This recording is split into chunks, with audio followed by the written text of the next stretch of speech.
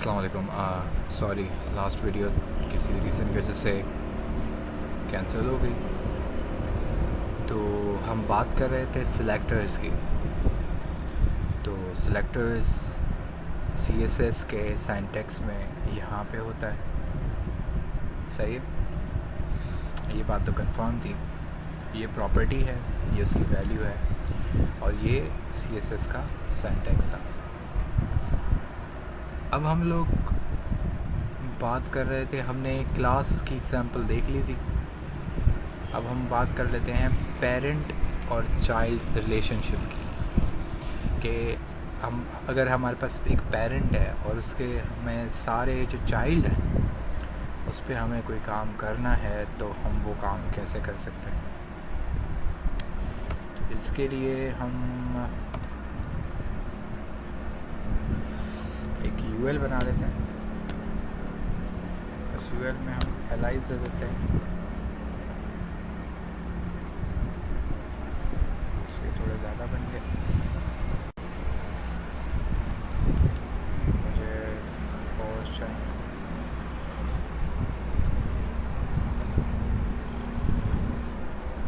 ठीक है, मैंने बोला 1 2 3 4, सही जी। अब मैं यहाँ पे लिखता हूँ कि UL है, उसके अंदर बहुत सारे LI एलिमेंट्स हैं। उसका बैकग्राउंड कलर जो है वो ग्रीन कर दो, ठीक है। तो आपने देखा कि आपका अनऑर्डर्ड लिस्ट यहाँ पे बनी हुई है, और आपने कोई क्लास नहीं लगाई, आपने LI भी नहीं लिखा, आपने UL लिखा और LI को रेफरेंस दे दिया।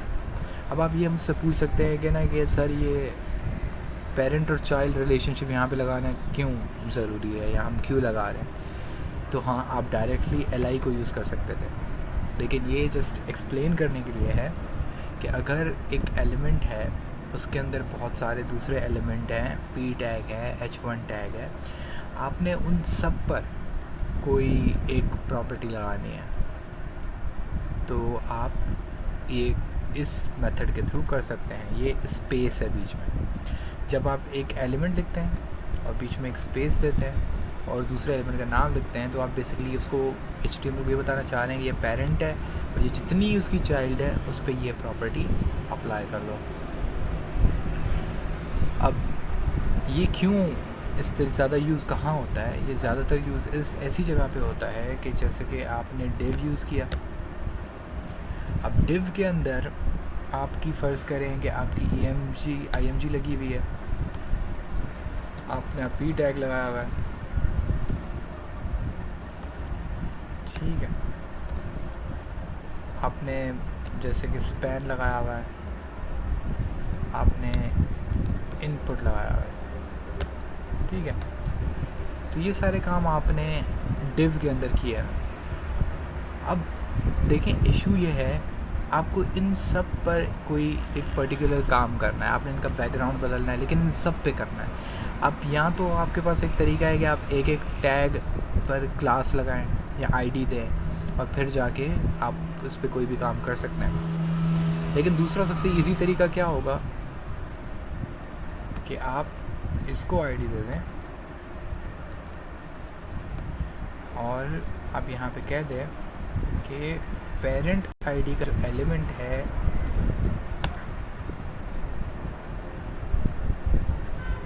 उसमें ये जो भी आपके पास इसके चाइल्ड है,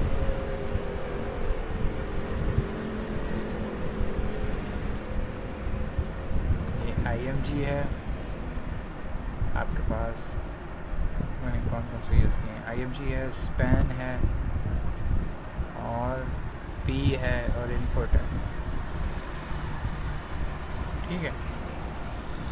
आप कह रहे हैं कि मुझे इन सब पे ये चीज़ लगानी है, तो अब होगा ये कि पहले अगर आप IMG लिखते ना तो पूरे पेज पे जितना IMG होता है उस सब पे काम हो जाता।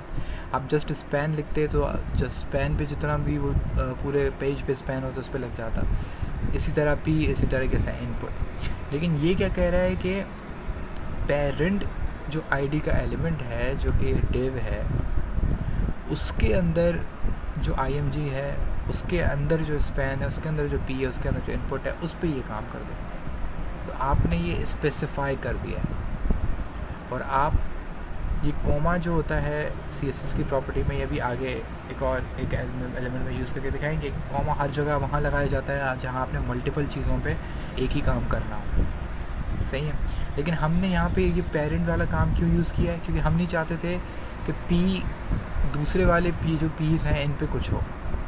हम चाहते थे कि सिर्फ जो पेरेंट के अंदर P है, जो इस पेरेंट डिव के अंदर P है, सिर्फ उस पे काम होना चाहिए। तो हमने ये पेरेंट चाइल्ड रिलेशनशिप यूज़ किया। या आसान करने के लिए आप ये कह सकते हैं कि आपने ये किया, सही है, और आपने इनसाइड फ्रॉम पेरेंट डिव, सही है। अब हम नीचे जाते हैं तो ये रहा आपका इनसाइड फ्रॉम पेरेंट डिव, ये रहा। और इसको मैं बैकग्राउंड कलर देना चाहता हूँ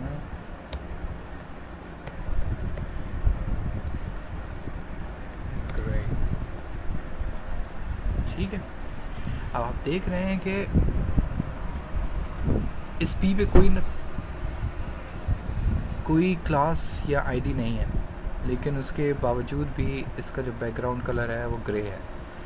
तो उसकी वजह यह है कि ये पेरेंट और चाइल्ड रिलेशनशिप है, तो आपने स्पेसिफाई किया तो ये ऐसे वर्कआउट हुआ। आपने स्पेसिफाई किया कि कौन सा आपको एलिमेंट चाहिए जो P इस पेरेंट ID वाले डिव के अंदर हो।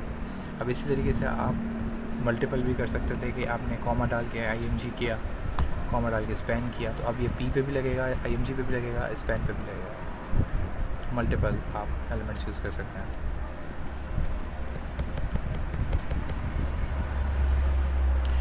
तो ये पॉपुलर 4 तरीके हैं सिलेक्टर्स के कि आप एलिमेंट्स को सिलेक्ट कैसे करेंगे CSS की प्रॉपर्टीज़ लगाने के लिए। और इनकी समझ होना और इनको यूज़ करना बहुत इम्पॉर्टेंट है, क्योंकि इसके बगैर आप लोगों का ये काम होगा नहीं। तो आप इसको तो ज़रूर आप इसको बार बार प्रैक्टिस करें, कॉम्प्लेक्स आप कुछ चीज़ें ट्राई करें। अब जैसे कि एक सिलेक्टर का टाइप हो सकता है, ये है इनपुट है आपके पास,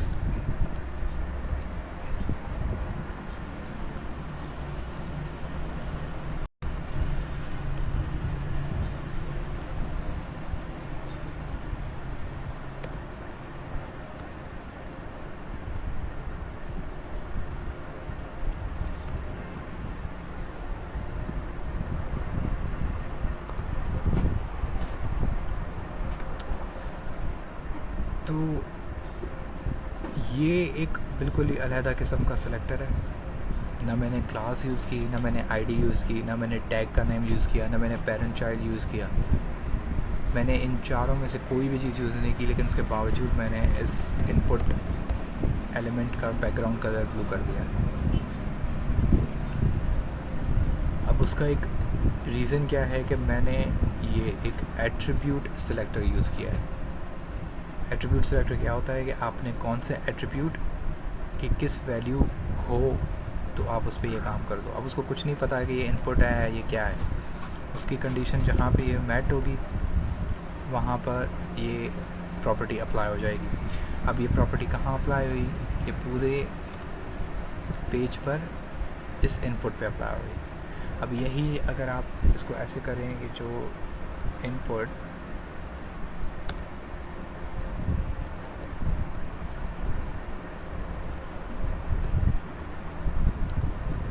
फर्ज करें, इनपुट आपने यूज़ किया है, क्या कर रहा है,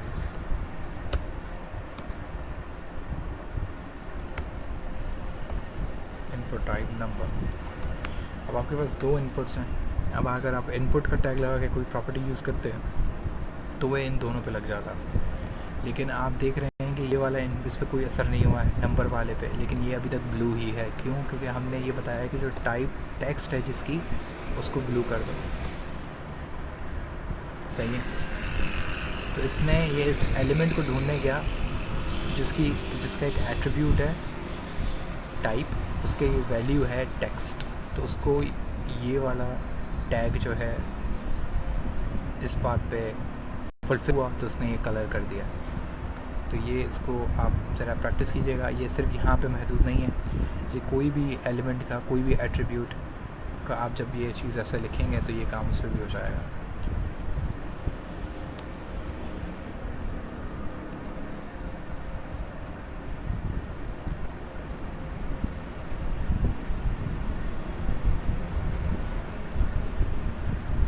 ओके, सो आपने पिक्चर हो गया, आपका वीडियो हो गया।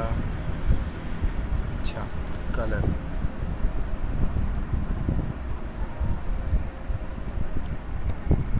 अब देखें, हम बार बार बैकग्राउंड कलर यूज़ कर रहे हैं, हम कलर यूज़ कर रहे हैं। कलर का यूजेज बहुत है CSS में, बहुत जगहों पर है। बैकग्राउंड कलर पे हेड आपके जो बॉर्डर लाइंस हैं उस पर, तो बहुत डिफरेंट जगहों पे आपका ये कलर जो है ये यूज़ होता है। तो अब ये कलर, इसको प्रोवाइड करने के कुछ मेथड्स हैं। सबसे पहला जो मेथड हम नॉर्मली अभी तक यूज़ करते आए हैं वो है कि कलर का नाम दे देते हैं। इसको आप सर्च कर सकते हैं कि ये कौन कौन से कलर नेम्स होते हैं।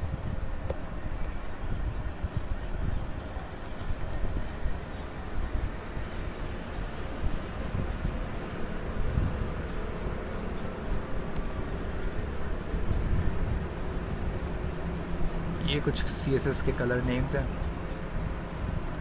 जो आप यूज़ कर सकते हैं। सही है। लेकिन CSS में कलर देने का सिर्फ ये एक तरीका नहीं है, क्योंकि अगर आपको ग्रीन देना है, लेकिन ग्रीन का ये शेड नहीं देना, कुछ और शेड देना है। आपने ग्रे का ये शेड नहीं देना, कुछ और देना है। ब्लू का कुछ और देना है, तो ये आप नाम से तो नहीं कर सकते। तो इसके दो और मेथड्स हैं।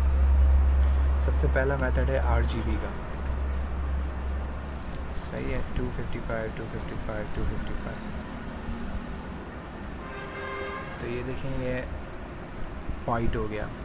ये बेसिकली हम लोग क्या दे रहे हैं, हम रेड, ग्रीन और ब्लू की हम इसको वैल्यूज़ दे रहे हैं। कोई भी जो कलर होता है वो, अगर आपने पढ़ा हो तो रेड, ग्रीन और ब्लू के मिक्सचर से बनाया जाता है।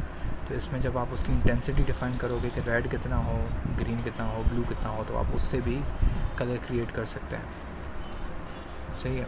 यहाँ पे यह VS कोड है, बेसिकली ये उसकी तरफ से आ रहा है। ये जब आप इसको सिलेक्ट कर रहे हैं तो ये आप बोल रहा है कि आप पिक भी कर सकते हो यहाँ से कलर जो आपको सही लग रहा है। अब मैंने कोई भी कलर किया, आप देखेंगे नीचे वैल्यूज़ चेंज हो रही हैं RGB की। 130, 139, 39 का ये कलर आता है। अब मैं इसको थोड़ा नीचे करता हूँ कि मुझे थोड़ा ये वाला शेड दो। आप देख रहे हैं कि ये मैंने बिल्कुल ही अजीब कलर वही निकाल दिया है। 124 समथिंग कोई इसकी वैल्यू है। मैं इसको सेव किया तो ये कलर अप्लाई हो गया। तो ये तरीका है RGB का। आपने RGB लिखना है, उसके बाद ब्रैकेट डालनी है, और पहले R की वैल्यू, फिर G की वैल्यू, फिर B की वैल्यू। ऐसे आप कलर फॉर्मेशन कर सकते हैं। तीसरा तरीका है हैशिंग। हर कलर की एक हैश कोड होता है।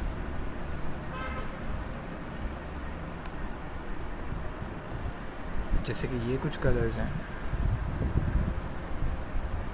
तो बेसिकली हेक्साडेसिमल कोड है।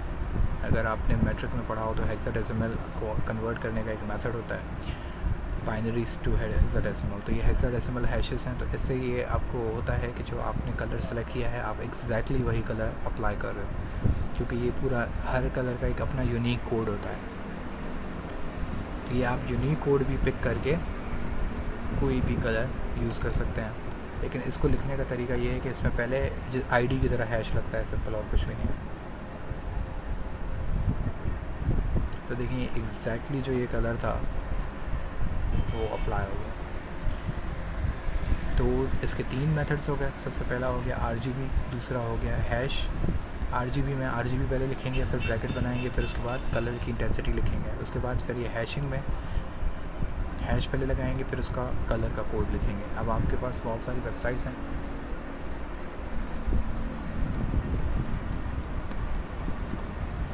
कलर पिकर के नाम से एक बड़ी पॉपुलर है।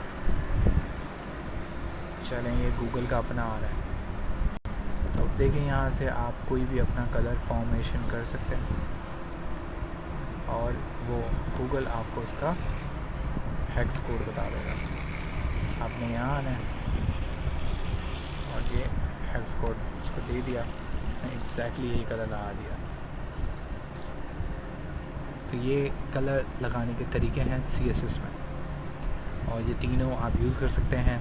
सबसे ज़्यादा जो पॉपुलर मैंने जिसकी यूसेज देखी है वो हैश कोड है, क्योंकि ये हर कलर यूनिकली डिफ़ाइन कर लेता है, इसमें कोई गलती की गुंजाइश नहीं होती, और इसमें बहुत वेरिएंट तरह के आपके कलर्स आ सकते हैं। तो ये आपका कलर था।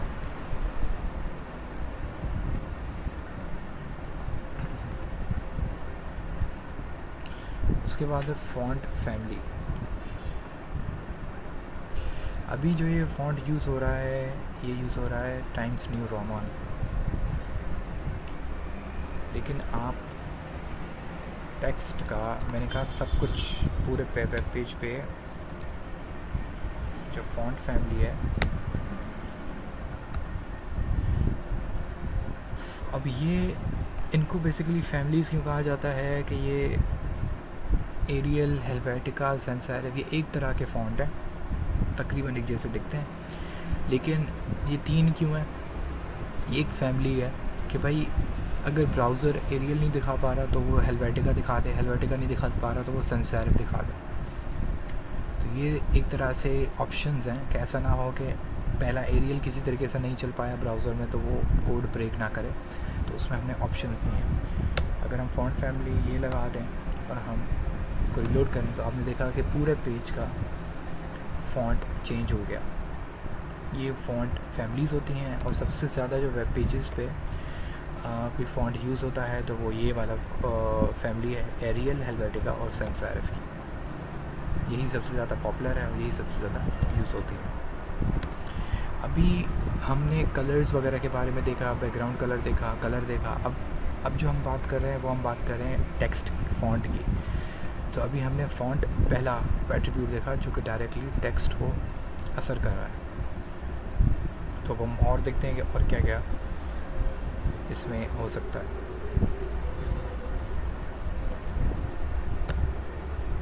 अब टेक्स्ट अलाइन। अब हमारे पूरे वेब पेज पे एक टेक्स्ट है, अब उसकी अलाइनमेंट कैसे सेट हो। जिस तरीके से माइक्रोसॉफ्ट वर्ड में आपके पास ऊपर 3 ऑप्शन आते हैं, लाइनें बनी हुई होती हैं कि लेफ़्ट में करना है, मिडिल पे करना है या राइट पे करना है। तो ये उसके ऑप्शंस हैं। आप इसको दोबारा लेफ़्ट कर सकते हैं, आप इसको राइट कर सकते हैं, सही है, आप इसको सेंटर कर सकते हैं। तो ये टेक्स्ट अलाइनमेंट के तरीके हैं, और ये वर्ड अगर आप लोगों ने यूज़ किया है तो ये वर्ड में बहुत ज़्यादा यूज़ होता है। वर्ड में ऊपर ये 3 ऑप्शंस होते हैं, एक चौथा भी होता है। तो चौथा कौन सा होता है? वो होता है जस्टिफाई। जस्टिफाई क्या करता है? नॉर्मली जो टेक्निकल रिपोर्ट्स होती हैं, ब्लॉगिंग वेबसाइट्स होती हैं, उस पर ये जस्टिफाई ज़्यादा यूज़ होता है। इसमें क्या होता है कि वो वेब पेज जो है आपकी टेक्स्ट को इस तरीके से फैलाता है कि यहाँ पे ब्रेक्स ना हो, लेकिन हर टेक्स्ट की लाइन जो है वो आखिरी में जाके ख़त्म होती है। आप इसको छोटा बड़ा करके देख लें, वो चिपकी रहेगी, सही है। तो एक क्लीन इन्होंने एक टेक्स्ट बना लिया कि हर लाइन बिल्कुल एंड हो रही है और स्टार्ट हो रही है, बिल्कुल एक न्यूज़पेपर की तरह, जिस तरीके से न्यूज़पेपर पे इंफॉर्मेशन होती है। तो ये जस्टिफाई में होता है। ये नॉर्मली टेक्निकल रिपोर्ट्स और आपकी ब्लॉगिंग वेबसाइट्स में जस्टिफाई ज़्यादा यूज़ होता है।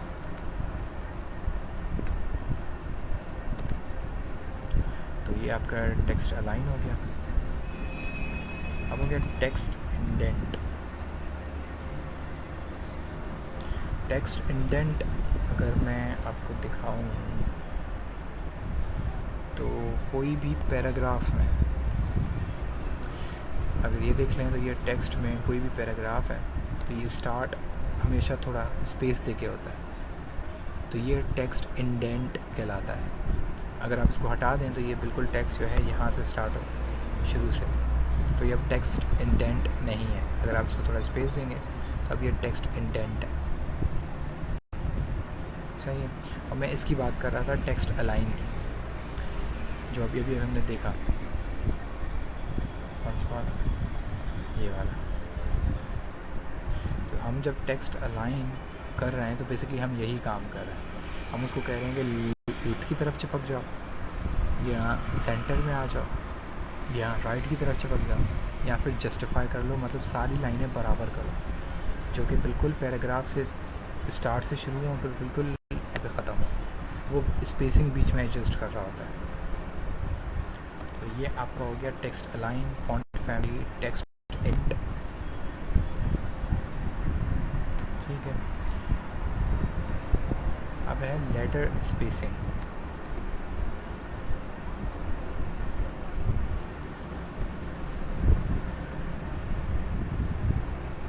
थोड़ा और बढ़ा लेते हैं, थोड़ा 100 कर लेते हैं, 10 EM कर लेते हैं, 1 EM कर लेते हैं। तो लेटर स्पेसिंग सिंपली क्या कर रहा है, लेटर स्पेसिंग हर लेटर के बीच में स्पेसिंग बढ़ा और कम कर रहा है। सही है। EM जो है वो बेसिकली फ़ॉन्ट का नॉर्मली मेजरिंग यूनिट है, कि फ़ॉन्ट के हवाले से वो स्पेसिंग दे रहा होता है। नॉर्मली आप कोई भी टेक्स्ट पे कोई स्पेसिंग दें, कोई काम करें तो आप EM ज़्यादा यूज़ करें, क्योंकि EM टेक्स्ट को डिवाइस के हिसाब से सेट कर रहा होता है। तो आपकी टेक्स्ट ताकि छोटी डिवाइस पे बहुत ज़्यादा छोटी ना दिखे और बड़ी डिवाइस पे बहुत ज़्यादा बड़ी ना दिखे, तो इस वजह से EM यूज़ करें तो ज़्यादा बेटर है। अब ये लेटर स्पेसिंग जो है ये आपकी मर्ज़ी है, आप कहीं भी इसको यूज़ कर सकते हैं, किसी हेडिंग वगैरह में तो थोड़ा वो ओपन लगे। तो ये टेक्स्ट स्पेसिंग है, सॉरी लेटर स्पेसिंग है। उसके बाद लाइन हाइट। लाइन हाइट वैसे बहुत समझ में आता है कि लाइन हाइट क्या करेगा। अब ये दो लाइंस हैं, इन दोनों के बीच में जो डिस्टेंस है वो लाइन हाइट है सिंपली। तो लाइन हाइट को मैं दे देता हूँ 1 EM। थोड़ा और बढ़ा देते हैं, इसको मज़ा नहीं आया। सही है। तो अब देख रहे हैं कि सारी लाइंस के बीच में एक स्पेसिंग आ गई। अब बात करते हैं स्टैंडर्ड की। लेटर स्पेसिंग को आप हटा लें। अगर आप कोई ब्लॉग वेबसाइट लिख रहे हैं तो ब्लॉगिंग वेबसाइट में नॉर्मली जो लाइन हाइट होती है वो होती है 1.6 EM, इतनी। नॉर्मली ब्लॉगिंग वेबसाइट्स में 1.6 1.5 यूज़ होती है, और फ़ॉन्ट फैमिली यही यूज़ होता है, एरियल, हेल्वेटिका। और टेक्स्ट अलाइन नॉर्मली जस्टिफाइड होता है, जिस तरीके से अभी रखा हुआ है हमने। ये नॉर्मल एक, क्योंकि ये मोर रीडेबल होता है, इसको आप इजीली पढ़ सकते हो कोई भी टेक्स्ट को, ये आंखों के लिए इजी रहता है ये कॉन्फ़िगरेशन, ये मेथड्स। अब उसके बाद आपके पास आता है वर्ड स्पेसिंग। आपने अभी लेटर स्पेसिंग देखी कि हर एक लफ्ज़ के बीच, हर एक लेटर के बीच में स्पेस आ रहा था। अब ये एक प्रॉपर्टी है,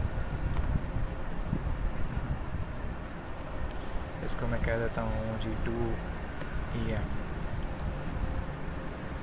तो देखें, अब एक लेटर के बीच में स्पेस नहीं बढ़ा, बल्कि एक वर्ड के बीच में स्पेस पड़ी है। सिंपल वर्ड स्पेसिंग का यही काम है।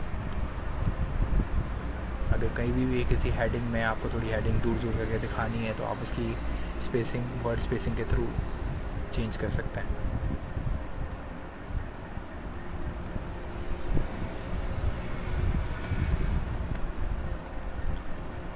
अच्छा, ये बड़ी इम्पोर्टेंट एक प्रॉपर्टी है, मैंने जस्टिफाई हटा दिया।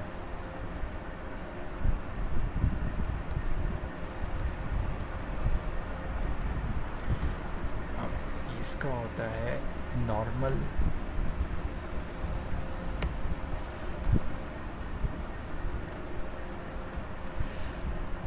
देखें ये क्या हुआ,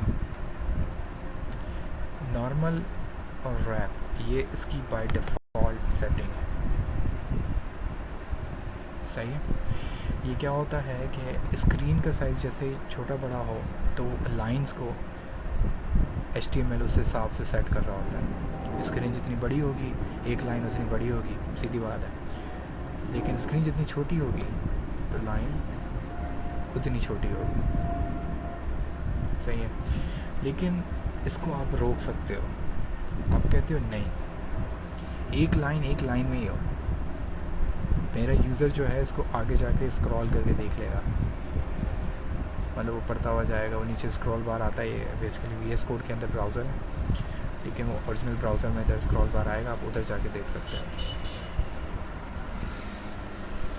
वैसे उसको स्क्रॉल आपको अलाउ करना पड़ेगा, ऐसे नहीं आएगा। तो ये बेसिकली रैप और नो रैप है वाइट स्पेसिंग का। नॉर्मली रैप होता है वाइट स्पेसिंग में, कोई भी नो रैप मुश्किल है कि कोई दे, क्योंकि ज़ाहिर सी बात है टेक्स्ट सबको एक ही लाइन में पढ़ना चाहिए।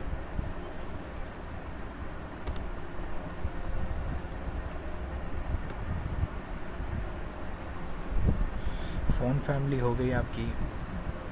अब आ जाते हैं फ़ॉन्ट स्टाइल पे। जब हम लोग HTML पढ़ रहे थे तो हमने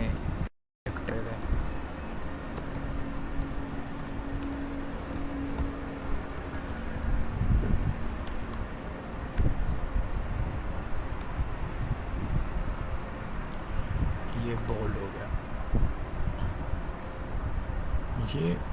ये काम HTML से करना, इसको हम हार्ड कोडिंग कहते हैं, कि हमने HTML में ही ये चीज़ लिख दी है, अब इसको एडिट करना मुश्किल है, सही है। तो इससे अच्छा ऑप्शन ये होता है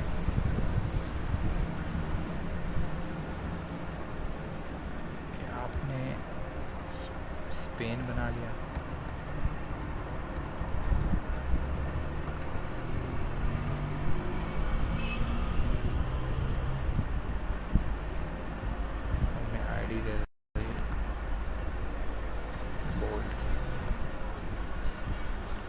और आपने सेम यही काम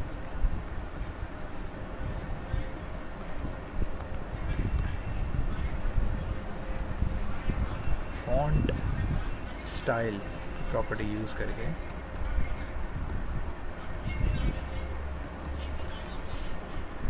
कर लिया। अभी बोल्ड हट गया क्योंकि मैंने वहाँ से हटा दिया।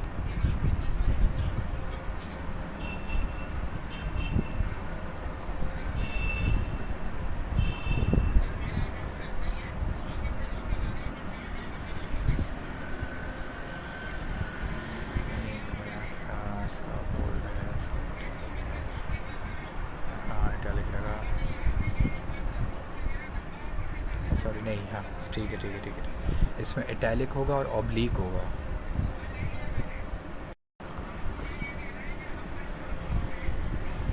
हाँ सही, ये ऑब्लिक है, ये इटैलिक है, और अगर हमें इसको बोल्ड करना है हम यूज़ करेंगे फ़ॉन्ट वेट और हम इसको दे देंगे बोल्ड। तो ये बोल्ड हो गया, किसके थ्रू? CSS के थ्रू। नॉर्मली ये चीज़ करना ज़्यादा प्रेफर होता है क्योंकि आप जावास्क्रिप्ट के थ्रू ये चीज़ लगा और हटा भी सकते हो। जावास्क्रिप्ट के थ्रू ये काम करना ज़्यादा इजी है, और कि आप CSS की कोई प्रॉपर्टी इसकी चेंज कर दो, क्योंकि जावास्क्रिप्ट आपको हर एलिमेंट का ये प्रॉपर्टी में आपको ये चीज़ देता है कि आप इसका ये कोई भी स्टाइलिंग आप चेंज कर लें बड़े इजी तरीके से।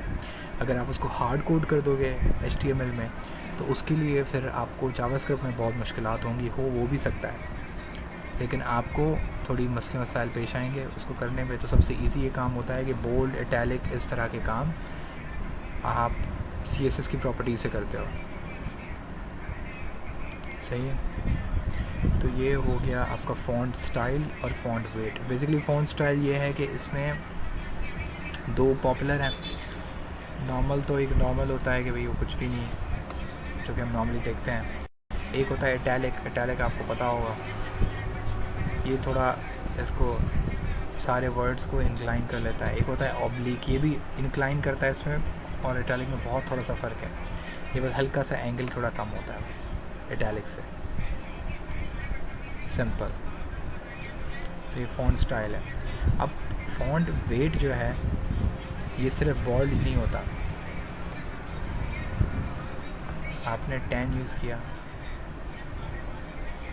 आपने 100 यूज़ किया, 100 EM,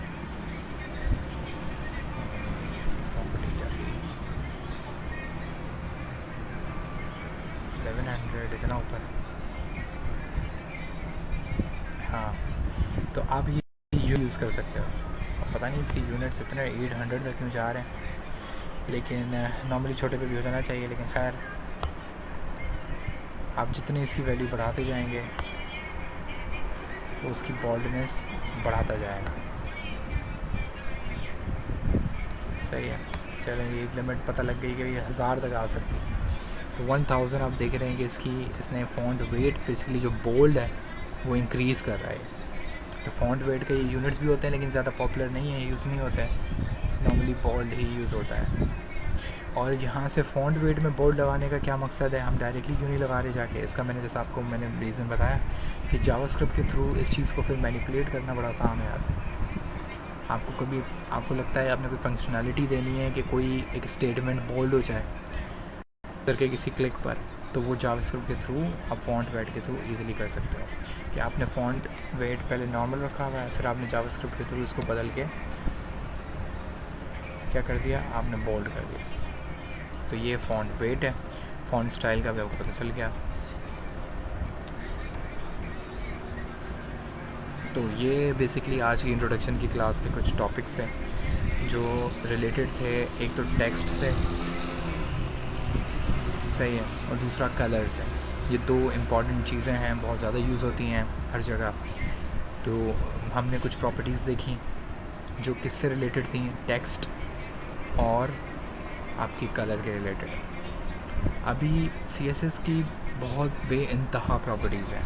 हर एक काम के लिए, एक अलग काम के लिए आपके पास अलग अलग प्रॉपर्टीज़ हैं। तो हम स्लो इसको स्टडी करेंगे कि कौन सा CSS की प्रॉपर्टीज़ किसके लिए होती हैं। और बेसिकली इसके ग्रुप्स हैं। जैसे कि अभी मैंने बताया कि अभी आज जो हमने पढ़ा है, जितनी भी प्रॉपर्टीज़ वो हमने पढ़ी हैं किसके थ्रू, हमने टेक्स्ट के थ्रू और कलर के थ्रू। इसी तरीके से इमेजेस के हवाले से बहुत सारी फिर हम प्रॉपर्टीज़ पढ़ेंगे। फिर उसके बाद हम लोग इसकी लिंक्स के बारे में पढ़ेंगे, फिर बटन्स के बारे में पढ़ेंगे, फिर उसके बाद हम पोजीशन के बारे में पढ़ेंगे, फिर ग्रिड, फिर फ्लैग्स। तो ये बहुत सारे मेजर टॉपिक्स हैं CSS के जो आपको प्रॉपर्टीज़ को कवर करना है। और प्रॉपर्टीज़ बहुत ज़्यादा हैं, एक काम की 2-3 प्रॉपर्टीज़ भी हैं। अब जैसे कि ये टेक्स्ट अलाइन जो था, ये आपको टेक्स्ट को अलाइन कर रहा था, लेकिन इसको कभी कभी इमेजेस को भी अलाइन करने के लिए यूज़ कर लेते हैं। तो हर इधर किसी न किसी प्रॉपर्टी का कोई ना कोई काम है। तो हम स्लोली इसको स्टडी करेंगे। आपका इस वीक जो वैसे नॉर्मली बहुत सारे लोगों को ये सारी चीज़ें आती होंगी, लेकिन ये उन लोगों के लिए हैं जिन्होंने ये नहीं स्टडी की थी शुरू में, तो उसको वो अच्छे से देख सकते हैं। और जो असाइनमेंट दिया है वो उसको आप देखें। वो एक सिंपल सा फॉर्म है, उस पर थोड़ी बहुत स्टाइलिंग लगाई गई है। आप उसको प्लीज़ ट्राई करें। और अगर आपको कोई भी क्वेश्चन हो तो व्हाट्सएप पे आप मुझे भेज दें। और इंशाल्लाह नेक्स्ट क्लास में हम लोग इस CSS की प्रॉपर्टीज़ को आगे बढ़ा देंगे। चलेंगे, अल्लाह हाफ़िज़।